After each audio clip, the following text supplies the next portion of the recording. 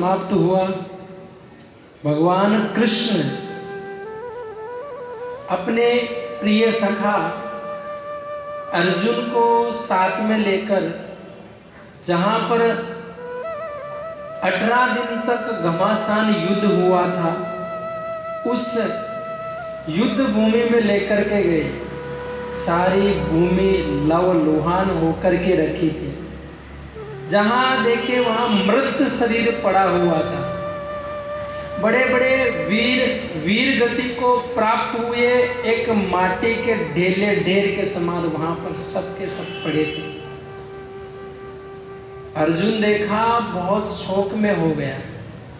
फिर बोला चलो आगे चलो और देखो और देखो। भगवान कृष्ण इस प्रकार से वो जो युद्ध भूमि थे, उस युद्ध भूमि के अंदर अर्जुन को लेकर के घूम रहे हैं।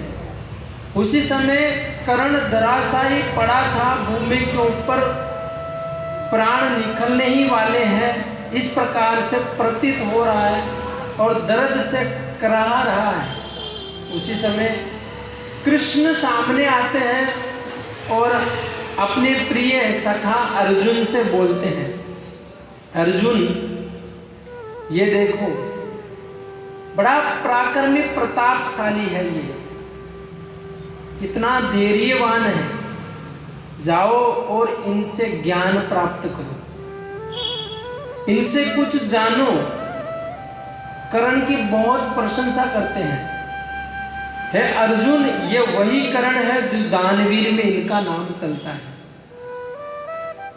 इनका जैसा बलशाली योद्धा नहीं देखा है। इस प्रकार से कृष्ण कर्ण की प्रशंसा अपने सखा अर्जुन के सामने कर रहे थे। उसी समय ठठाकर अर्जुन हंसते हैं और बोलते हैं कि प्रभु प्रशंसा कर रहे हो कर्ण की और मित्र हो मेरे। अरे युद्ध भूमि में मैंने भी घमासान युद्ध किया है, ये कर्ण मेरे द्वारा धराशायी हुआ है। पितामह भीष्म जैसे तिमंगल जो योद्धा थे उनको भी हमने ही धराशायी किया है। प्रभु आप एक अधर्मी की प्रशंसा कर रहे हो, ये तो कहाँ का न्याय हुआ प्रभु। इसने दुर्बुद्धि दुर्मति इस दुर्योधन का साथ नहीं दिया होता तो आज इतने सारे जो लोग हैं मृत अवस्था में नहीं पड़े होते, यही है। बोला नहीं अर्जुन, ये बड़ा पराक्रमी है, बड़ा दानी है, इसका जैसा दानी नहीं है। और वास्तव में कर्ण दानी है। कर्ण ने अपने जीवन में अनेकों दान किए हैं। कर्ण मानो कोई काम में व्यस्त है और कोई व्यक्ति याचना लेकर के आ जाए तो उससे बाईं हाथ से दान देने में भी कतराते नहीं थे, जबकि बाईं हाथ से दान नहीं देना चाहिए। लेकिन अर्जुन इस पद्धति का भी उल्लंघन करते थे। क्षमा कीजिए कर्ण, क्योंकि इतने दानी थे ये। विचार कीजिए, इनको पता था कि मैं अपने कवच और कुंडल दूंगा तो मेरी मृत्यु निश्चित है, लेकिन फिर भी इंद्र के वेश में, अर्थात ब्राह्मण के वेश में इंद्र आए तो उनको दे दिया। विचार कीजिए कितने बड़े दानी हैं ये कर्ण। जब कृष्ण और अर्जुन की वार्तालाप चल रही थी, कर्ण दर्द से कराह रहा था, उसी समय एक ब्राह्मण आता है और देखता है कर्ण कहाँ पर है, कर्ण कहाँ पर है। कर्ण को देख करके ब्राह्मण वहां से जाने लगता है। कर्ण उन ब्राह्मण को आवाज देते हैं, इधर आओ। हे ब्राह्मण, आप ऐसे कैसे आए हो और मुख फेर करके जा रहे हो? क्या चाहिए, क्या आपको दुविधा है, बताइए। कर्ण प्रणाम करके उन ब्राह्मण को इस प्रकार से बोलता है। ब्राह्मण आता है और दोनों करंजलि हाथ जोड़ करके कर्ण को बोलता है कि मैं आया था आपका दानवीर का, आपका नाम सुन करके। मुझे लगा मैं यहाँ पर आऊँगा, मुझे कुछ ना कुछ मिलेगा, लेकिन अभी तो आपको ही किसी अन्य की आवश्यकता है, आपको ही सहायता की आवश्यकता है। आप कहाँ से मेरी अभिलाषा को पूर्ण कर पाएंगे?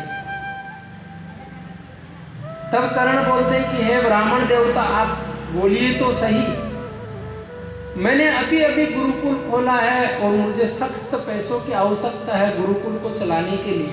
यदि कहीं से कुछ धन का अरेंजमेंट हो जाता तो मैं अपने गुरुकुल को सुचारू ढंग से चला पाता। धन नहीं होने के कारण ऐसा लगता कि मुझे जल्द ही बंद करना पड़ेगा। मैंने आपका नाम सुना है, आपके पास आया हूं। सुनते ही कर्ण बड़े प्रसन्न हो जाते हैं कि अंतिम समय में भी भगवान की कृपा देखो कि व्यक्ति मेरे से याचना कर रहे हैं, मांगने के लिए आए, बड़े प्रसन्न हो गए। विचार कीजिए, अगर हम होते तो बड़े दुख हो जाते। एक तो मरने की अवस्था में पड़ा हूं, मरने वाला हूं, और आया है मेरे पास मांगने के लिए।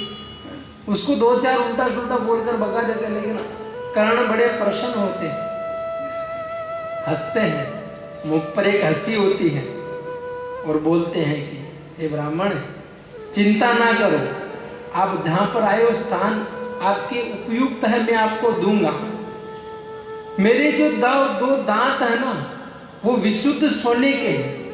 इन दोनों दांत को आप तोड़ करके निकाल लो, क्योंकि वैसे भी देह छूटने वाला है, मरने वाला हूं, ये कुछ काम में आने वाला नहीं है। आप इन दोनों दांत को तोड़ करके ले जाइए, इनसे आपके गुरुकुल सुचारू ढंग से आप चला पाएंगे। ना ना ना, मैं कैसे एक ब्राह्मण आपके दांत को तोड़ सकता हूं? मैं इस प्रकार से कृत्य मेरे से नहीं होगा। ब्राह्मण जाने लगता है, ब्राह्मण को बोलते रुको रुको, पास में एक बहुत बड़ी शिला, पत्थर की शिला पड़ी हुई थी।